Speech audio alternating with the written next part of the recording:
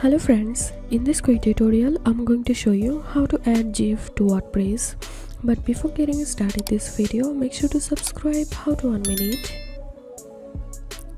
So now I'm in giphy.com website and I want to add this GIF to my WordPress website. So click on embed and copy code and now go to your WordPress and I'm going to my post section. I want to insert the GIF inside of this post, so I'm going to edit this and now click on this block icon, select custom HTML and paste the copied link here, update, and now let's see the result.